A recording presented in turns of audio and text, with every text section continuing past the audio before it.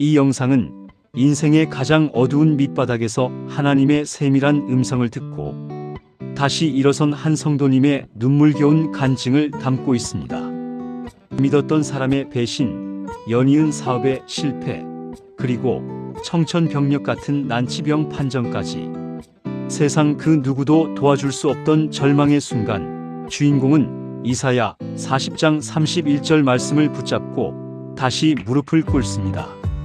오직 여호와를 앙망하는 자는 새 힘을 얻으리니라는 약속이 어떻게 한 사람의 무너진 삶을 재건하고 독수리가 날개치며 올라가는 것 같은 강력한 생명력으로 변모시켰는지, 그 경이로운 과정을 오만자 분량의 세밀한 묘사로 그려냈습니다. 종교적인 형식을 넘어 진정한 삶의 가치와 고난 뒤에 숨겨진 하나님의 선한 계획을 발견하고 싶은 모든 분께 이 영상을 바칩니다.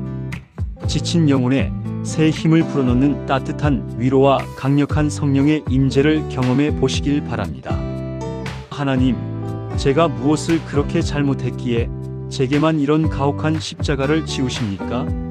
차라리 이 숨을 거두어 가시는 게 당신의 자비가 아닙니까? 칠흑 같은 어둠이 깔린 거실 한복판에서 한 남자가 짐승 같은 울음을 터뜨립니다. 한때는 남부러울 것 없는 성공을 가졌고 누구보다 열정적으로 주를 섬긴다고 자부했던 그였습니다. 하지만 연이은 사업의 파산과 사람들의 차가운 외면, 그리고 몸을 잠식해오는 병만은 그를 가장 처참한 고립으로 몰아넣었습니다. 매일 아침 눈을 뜨는 것이 공포였고 거울 속의 자신은 이미 영혼이 빠져나간 껍데기에 불과했습니다. 그는 하나님을 원망했습니다.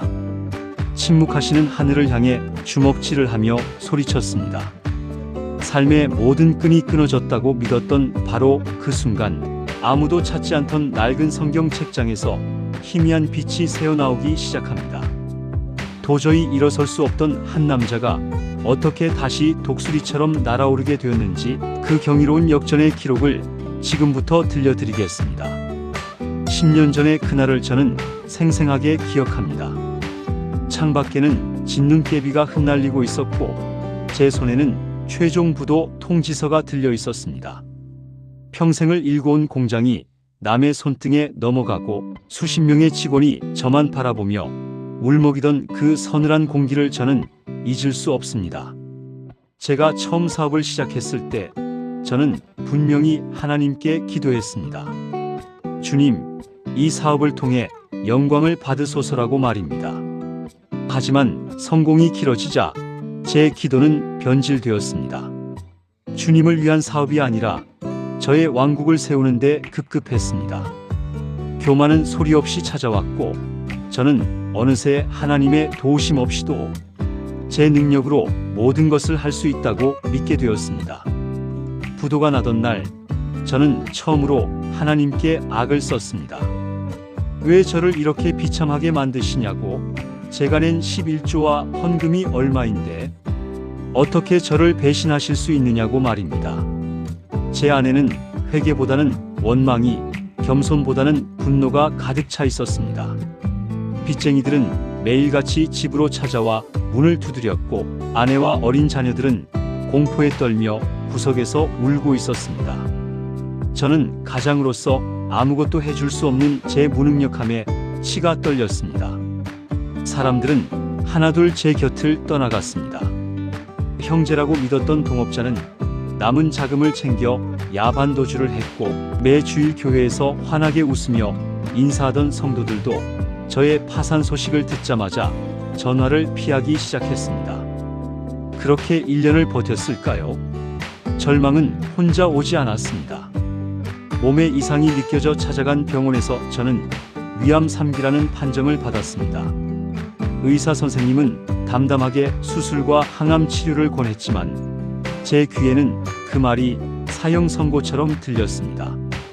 돈도 없고 사람도 없고 이제는 건강마저 앗아가시는 하나님이 너무나도 잔인하게 느껴졌습니다. 저는 그날 밤 집 근처의 작은 산에 올랐습니다.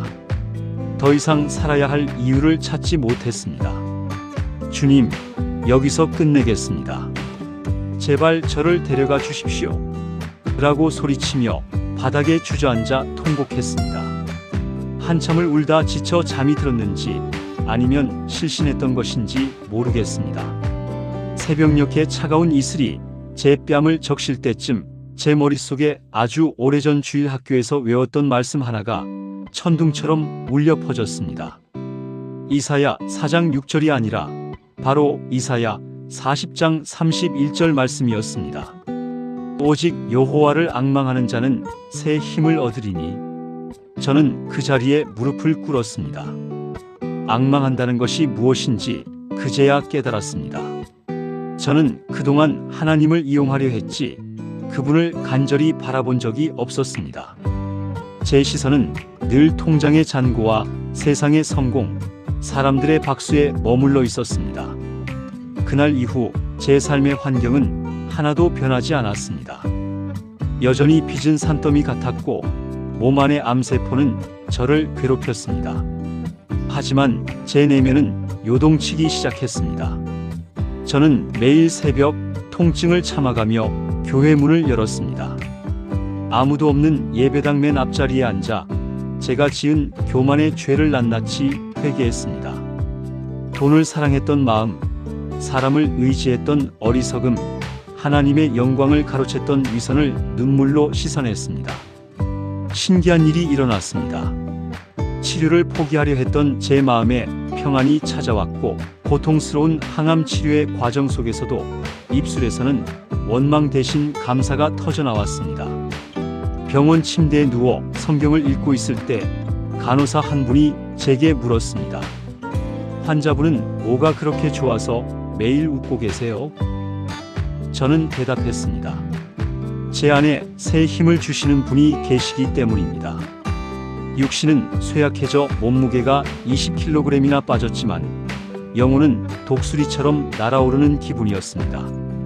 제가 변하자 가족들이 변하기 시작했습니다. 원망만 가득했던 아내의 눈에 다시 생기가 돌았고 아빠를 무서워하던 아이들이 제 손을 잡고 함께 기도하기 시작했습니다. 수술을 앞둔 전날 밤 저는 하나님께 이렇게 기도했습니다. 주님, 저를 살려주신다면 이제는 제 이름이 아닌 오직 주님의 이름만을 위해 살겠습니다. 만약 데려가신다면 그것 또한 주님의 뜻이니 감사함으로 가겠습니다. 수술 결과는 놀라웠습니다. 전이가 의심되던 부위들이 깨끗해졌고 암세포는 기적적으로 제거되었습니다. 의사 선생님도 고개를 갸우뚱하며 정말 운이 좋으셨네요 라고 말했지만 저는 알았습니다. 이것은 운이 아니라 하나님의 전적인 은혜였다는 사실을 말입니다. 퇴원 후 저는 작은 세차장부터 다시 시작했습니다. 한때 수십 명의 직원을 거느렸던 사장이었지만 저는 기쁜 마음으로 남의 차를 닦았습니다. 한 대 한 대 닦을 때마다 사람들의 영혼을 닦아달라고 기도했습니다. 빚은 조금씩 갚아나갔고 정직하게 땀 흘려본 돈의 소중함을 비로소 깨달았습니다. 사람들은 저보고 미쳤다고 했습니다. 그 몸으로 어떻게 그런 일을 하느냐고 말입니다. 하지만 저는 피곤하지 않았습니다. 이사야 말씀처럼 다른 박질하여도 곤비하지 않았고 걸어가도 피곤하지 않았습니다. 하나님께서 공급하시는 새 힘이 제 혈관을 타고 흐르는 것을 느꼈기 때문입니다. 3년이 흐른 지금 저는 작은 유통회사를 다시 운영하고 있습니다. 이제 제 회사의 주인은 제가 아니라 하나님이십니다. 수익의 절반은 어려운 이웃과 선교지를 위해 사용합니다. 예전처럼 화려한 차를 타거나 대궐 같은 집에 살지는 않지만 지금의 저는 그 어느 때보다 부유합니다. 제 안에는 세상이 줄 수 없는 평강이 있고 어떤 고난이 닥쳐도 저를 붙들어 주실 여호와 하나님이 계시기 때문입니다. 고난은 저에게 저주가 아니라 변장하고 찾아온 축복이었습니다. 저를 밑바닥까지 낮추셔서 오직 주님만을 바라보게 하신 하나님의 선하신 계획에 찬양을 드립니다. 여러분의 삶이 지금 벼랑 끝에 서 있습니까? 모든 소망이 끊어지고 하나님마저 당신을 버린 것 같습니까? 아닙니다. 하나님은 지금 당신이 손을 뻗어 그분을 앙망하기를 기다리고 계십니다. 당신이 가진 모든 것을 내려놓고 오직 주님만을 바라볼 때 당신은 보게 될 것입니다. 폭풍우 위를 유유히 날아오르는 독수리처럼 당신의 삶이 하나님의 은혜 안에서 새롭게 솟구쳐 오르는 그 기적을 말입니다. 제가 경험한 그 하나님은 바로 당신의 하나님이십니다.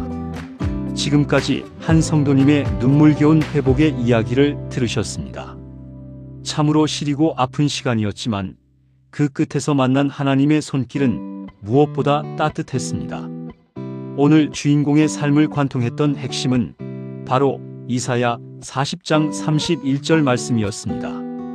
오직 여호와를 앙망하는 자는 새 힘을 얻으리니 독수리가 날개치며 올라감 같을 것이요 다른 박질하여도 곤비하지 아니하겠고 걸어가도 피곤하지 아니하리로다. 또한 주인공이 병상에서 붙잡았던 시편 23편 4절의 말씀 내가 사망의 음침한 골짜기로 다닐지라도 해를 두려워하지 않을 것은 주께서 나와 함께 하심이라는 약속이 그의 무너진 심령을 일으켜 세우는 기둥이 되었습니다. 여러분, 오늘 들려드린 이야기 속에서 어떤 마음이 드셨나요? 아마 용서와 내려놓음이라는 단어가 마음 한구석을 묵직하게 누를지도 모르겠습니다. 사실 우리가 가장 힘들어하는 것은 고난 그 자체보다 그 고난 속에서 하나님이 보이지 않는다는 막막함일 것입니다. 주인공이 사업 부도와 암 투병이라는 이중고를 겪으며 산 위에서 부르짖을 때 그 마음이 얼마나 찢어지듯 아팠을까요? 하나님을 원망하며 주먹질하던 그의 모습은 어쩌면 오늘을 살아가는 우리 모두의 솔직한 뒷모습일지도 모릅니다. 하지만 하나님은 그 원망조차 기도로 받으셨습니다. 그리고 가장 낮은 곳에서 주인공의 시선을 교정해 주셨습니다.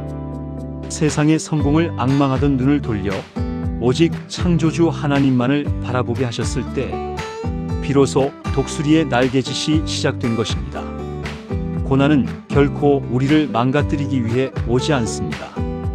오히려 우리 안에 낀 불순물을 제거하고 순도 100%의 믿음을 빚어내기 위한 하나님의 거룩한 연단임을 우리는 오늘 이야기를 통해 다시금 깨닫습니다.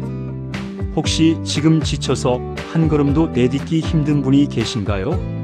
왜 나만 이렇게 힘든가라는 생각이 당신을 잠식하고 있나요?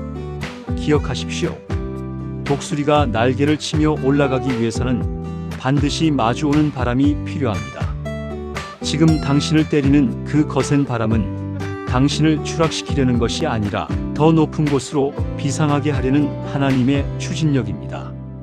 주인공이 세차장에서 남의 차를 닦으며 느꼈던 그 평안이 그리고 수술대 위에서 고백했던 그 담대한 믿음이 오늘 여러분의 것이 되기를 간절히 소망합니다.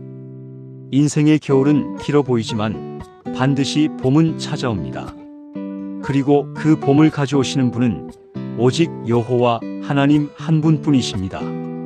오늘 밤 조용히 무릎을 꿇고 그분을 앙망해 보십시오. 세상이 줄 수 없는 새 힘이 여러분의 영혼 깊은 곳에서부터 솟아날 것입니다. 당신은 혼자가 아닙니다. 주님이 당신의 손을 잡고 계십니다. 긴 시간 함께 해주셔서 감사합니다. 여러분의 삶에 하나님의 풍성한 은혜와 평강이 늘 함께 하시길 기도하겠습니다. 다음 이야기에서 뵙겠습니다.